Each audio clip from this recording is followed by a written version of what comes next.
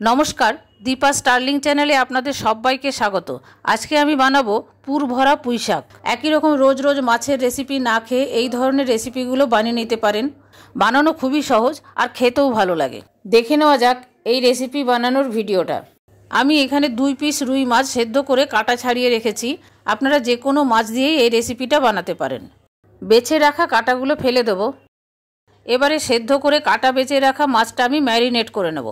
পরিমাণ অনুযায়ী দেব অল্প একটু নুন, কোয়ার্টার চামচ আদা পেস্ট, কোয়ার্টার চামচ রসুন পেস্ট আর দেব লেবুর রস। লেবুর রসের পরিবর্তে আপনারা ভিনেগারও ব্যবহার করতে পারেন।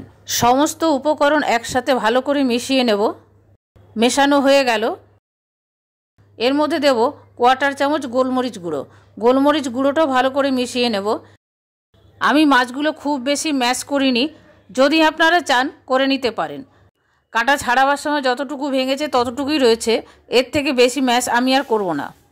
সব কিছু একসাথে ভালো করে মিশিয়ে 10 মিনিট রেখে দেব। অপরদিকে একটা কড়াইয়ের মধ্যে জল গরম হতে দিয়েছি। এই জলের মধ্যে দেব একটু নুন। জলটা গরম হয়ে গেছে, এর মধ্যে দিয়ে দেব পুঁই পাতাগুলো। আমি এখানে বড় বড় পুঁই পাতা নিয়েছি। মিডিয়াম সাইজের পুঁই পাতা দিয়েও আপনারা এই রেসিপিটা বানাতে পারেন।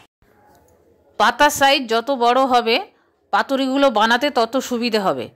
মিডিয়াম সাইজের পাতা হলে পাতুরির সাইজ একটু ছোট হবে। পুঁই পাতাগুলো এইভাবে চেপে চেপে জলের মধ্যে ডুবিয়ে দেব, তা নাহলে নরম হবে না। জলের মধ্যে ডুবিয়ে কিছুক্ষণ রেখে দেব। জলটা ভালো মতো ফুটে উঠেছে।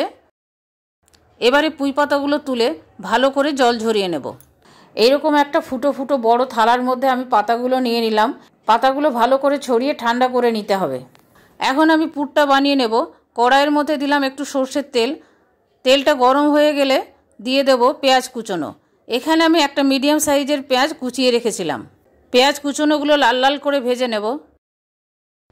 পেঁয়াজগুলো লাল লাল করে ভাজা হয়ে গেছে। এর মধ্যে দেব কোয়ার্টার চামচ রসুন পেস্ট আর কোয়ার্টার চামচ আদা পেস্ট। পুরের পরিমাণটা কম, সেই অনুযায়ী আদা রসুন পেস্টটা আমি দিলাম। আদা রসুন পেস্টটা ভালো করে কষিয়ে নেব যতক্ষণ পর্যন্ত না আদা রসুনের কাঁচা গন্ধটা চলে যায়। আদা রসুনের কাঁচা গন্ধটা চলে গেছে। এবারে এর মধ্যে আমি অন্যান্য গুঁড়ো মশলা দিয়ে দেব কোয়ার্টার চামচ জিরে গুঁড়ো, কোয়ার্টার চামচ ধনে গুঁড়ো আর অল্প একটু হলুদ। সব কিছু একসাথে ভালো করে কষিয়ে নেব। পুরটা বানাবার সময় আমি নুন দেব না, ম্যারিনেশনের সময় মাছে নুন দেওয়া আছে। গুঁড়ো মশলাগুলো ভালো করে কষানো হয়ে গেল। এদিকে মাছটা ম্যারিনেশন করা 10 মিনিট হয়ে গেছে। এর মধ্যে দিয়ে দেব। মাছটা দেওয়ার পর ভালো করে কষিয়ে নেব। আপনারা যে কোনো মাছ দিয়ে এই রেসিপিটা বানাতে পারেন। অনেকেই মাছের লেজা খেতে পছন্দ করেন না, সেই লেজাগুলো আপনারা এইভাবে সেদ্ধ করে বানিয়ে নিতে পারেন।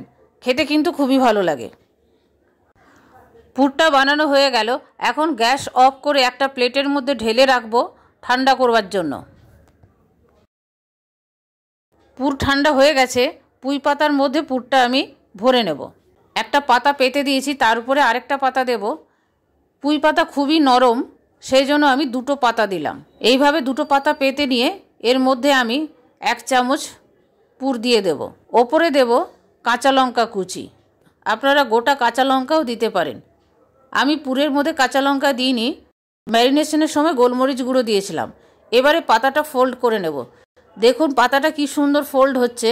যদি ফ্রেশ পাতায় গরম জলে দিয়ে এইভাবে নরম করে নেওয়া হয় তাহলে ফোল্ড করতে কোনো অসুবিধা হয় না, তা নাহলে ফেটে যাবে।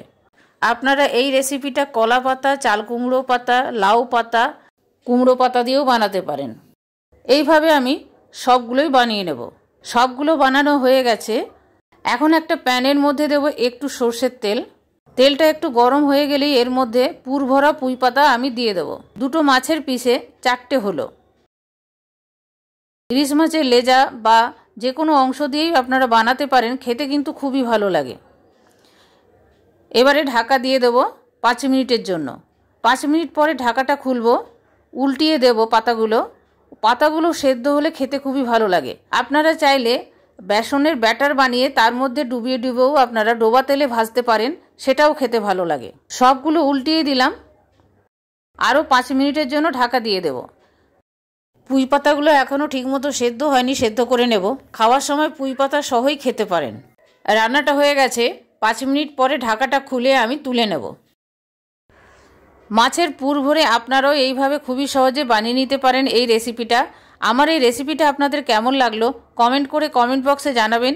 ভালো লাগলে প্লিজ একটা লাইক করে দেবেন, শেয়ার করবেন আর সাবস্ক্রাইব করে বেল আইকনটা টিপে দেবেন পরবর্তী নোটিফিকেশনের জন্য।